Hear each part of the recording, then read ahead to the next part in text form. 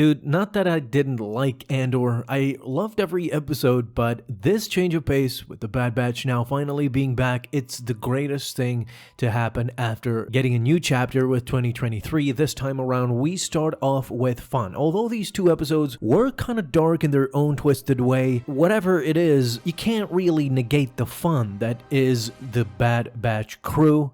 Hunter, Echo, Wrecker just shine throughout the second episode, especially Omega, her growth. I really enjoyed the debut, and although I'm looking forward to much more adventures, bigger, crazier, these two episodes just encompassed everything. If you have noticed, the Bad Batch has been about the transition between the Republic, the Empire. Amidst that were the Separatists. This just combined the two worlds. Sereno, Count Dooku's homeworld, CIS tanks, Trade Federation tanks, droids, all of that is in this episode. So to start off with, episode 1 called Spoils of War. The episode starts immediately on a beautiful island, tropical island. We saw this opening in the trailer, so apparently this was the beginning of the series itself, where they are escaping giant crabs and holding a cargo that Wrecker has not only retrieved but also alarmed all of the creatures. Back at the ship, we see Omega having a chill moment, but also learning. We see that on the datapad, she is extensively learning every ship that the Empire maneuvers, and I believe more than that, just in order for her to get accustomed to a lot of other vehicles, technology, and so that she can assist tech in their missions. This actually pays off, of course, later on. I like that they also took a moment to showcase that Omega is not a kid anymore. She has definitely grown up because the gang is definitely in trouble. The Marauder is being damaged by these creatures, as well as the guys below cannot really escape them. This is when Omega jumps in with her blaster bow and just assists both Tech and Marauder and the gang with the cargo down below. Once they get back to Sid though, they realize that there is an even bigger job that is waiting for them. A pirate named Fee has come to Sid with this new information that inside Castle Sereno, which is the former home of Count Dooku, therein lies a war chest so big that they could retire till the end of times. With Count Dooku dead, Sid informs the gang that now the Empire has moved in and is pillaging the entire castle for its treasures. With that, immediately it is Hunter who votes them down. He knows that they cannot go against the Empire. It is too risky, too dangerous, and that's why they need to do these odd, small jobs here and there instead of going for the big fish, which the Empire, coincidentally, is also interested. However, Wrecker, Tech, and Echo vote to go, and with Hunter not having any choice in the matter because he has essentially been outvoted, they accept the mission. One unfortunate moment was that Omega overheard Echo telling Hunter that the reason why Hunter also agreed was for the freedom of Omega. Being a bit harsh, Echo also blames Omega for the entire situation, which Omega overheard, and you can bet that there will be consequences for this down the road in the second episode. Now, of course, something goes wrong, because the series doesn't let us chill out for a second, immediately showing us what the Empire did to Sereno, the bombardment, the aerial bombardment that Sereno was subjected to, because once the Republic turned into the Empire, Palpatine turned on his allies as well in Count Dooku and his home world and just wiped it out. It was great to see his palace as well, his home, while also seeing the cargo ships that are transporting all of this cargo inside countless and countless amounts of riches. As we see by the gang going inside one of the containers, we see that just one container, one small container inside filled with credits is enough to just be immensely rich. You can't imagine what's going on with all of these multiple gigantic containers that are filled with riches, supposedly credits, but much more. As we see later on, that Omega gets her hands on some diamonds as well. So there's all sorts of riches inside. By Wrecker incapacitating one of the clones and him not checking in, Captain Wilco gets wind of the situation and orders them to close the container and leave immediately because he suspects that there are intruders. Now that two small ships also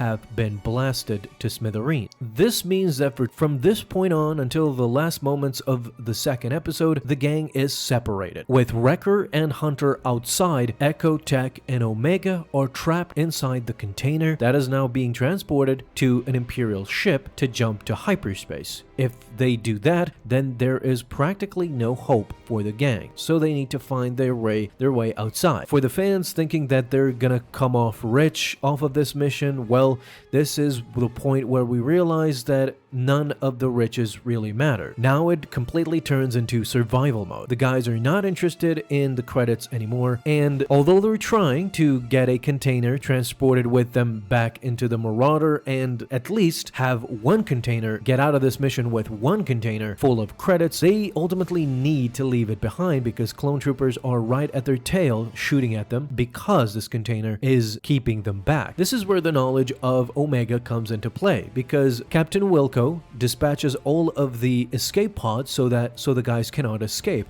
but Omega remembers that the containers that they are transporting have re-entry thrusters, and if they can be detached from the ship, then they can land safely with these thrusters. They give us a scare a bit as episode 1 ends with them falling down inside the container. However, at the end we realize that the thrusters are working fine. Unfortunately though, they still land in an awkward position at a cliff ridge where they're practically being held by nothing, just sheer luck.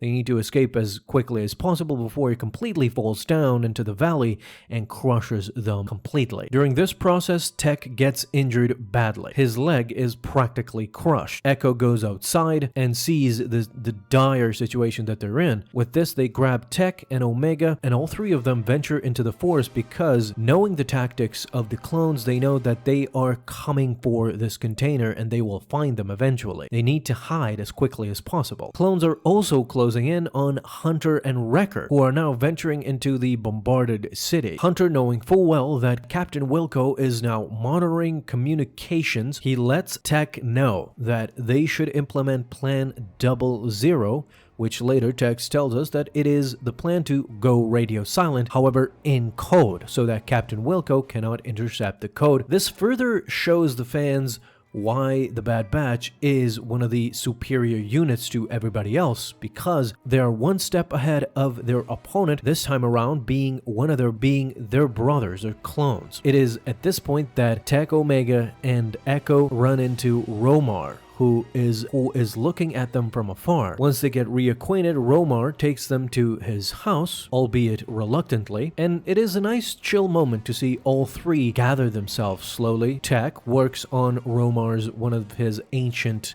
Sereno archives that Romar is just fascinated by. Romar gives Omega a toy, which is essentially one of those glass illusion thingies, and essentially tells her that having fun is much more important than anything else in life. Echo goes out patrolling. Now this is what happens, and you can see how much of a nerd Tech really is, because he was so focused on fixing the archive together with Romar that Omega saw some grappling hooks and she literally left the house without Tech even noticing her. Quick little Easter egg, we get to see B-1 battle droids and tanks Hunter and Wrecker thinking that they would serve them because they are running out of grenades, but the tanks are just not working. Now remember when Omega slipped by Tech, who was working on an archive? Well, once Echo returns, he realizes that Omega is missing and she has probably gone to retrieve one of the chests from the cargo container. They leave trying to find her, and once Echo confronts her, Omega is distraught and tells him about the conversation that she overheard between him and Hunter. Naturally though, Echo realizes the mistake that he has made,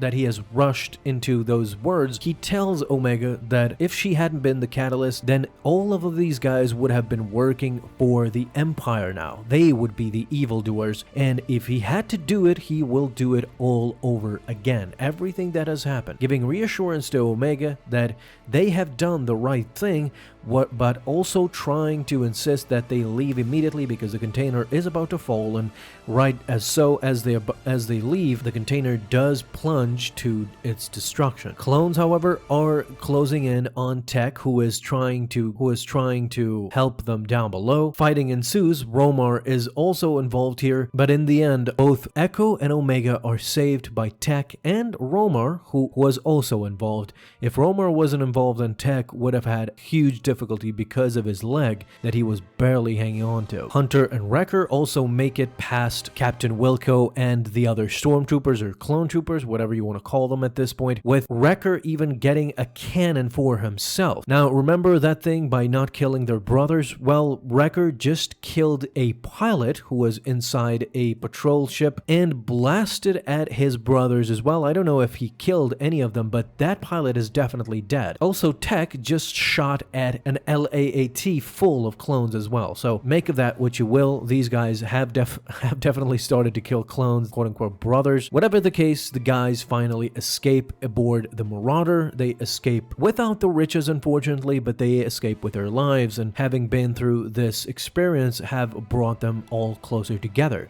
Before we close out, the final scene comes in where it was one of the best scenes in the Bad Batch entirely, I'm talking from season 1 till now, because we see that Vice Admiral Rampart has made it to the castle talking to Captain Wilco, who informs him that he has retrieved about 85% of the entire war chest of Count Dooku, but that is not what Rampart is interested in. What he wants is for Captain Wilco to falsify information in the official report that he has not seen Clone Force 99. The guys that he was fighting against were not the Bad Batch, since Rampart had informed Governor Tarkin back in the day when he destroyed Topoka City and Kamino that the entire Bad Batch group had died during that bombardment. If Tarkin realizes that that was not true, then Rampart will face consequences. So immediately this shows the rankings of the Empire were at fault from the jump, because everybody was working behind everybody's back. Everybody was afraid of everybody within the structure hierarchy of the Empire, and while sometimes it brought results, at many times it breeded corruption, like this case. And in this case, you see that even though the clones were portrayed as evil after Order 66, that they went after their Jedi generals, shot them down, Captain Hauser back in season 1, and now Captain Wilco, even though they still have their chips inside, they show integrity, because Captain Wilco refuses to falsify this report, in which case it leads to his death, because Rampart shoots him and tells him that he himself will falsify it then. And as far as we know, with the next episodes going on, the Empire simply does not know that Clone Force 99 is still alive out there somewhere doing missions. That is until, I suspect, Crosshair will eventually find out. And I don't think that Rampart can kill Crosshair that easily. So guys, let me know, did you enjoy these 2 episodes, and what do you expect from the other ones coming up? Thank you guys so much for watching. If you enjoyed, leave a thumbs up down below, subscribe for dailies. Now you can have an awesome day, Star Wars fans. I'll see you in the next video, and may the Force be with you. Until then.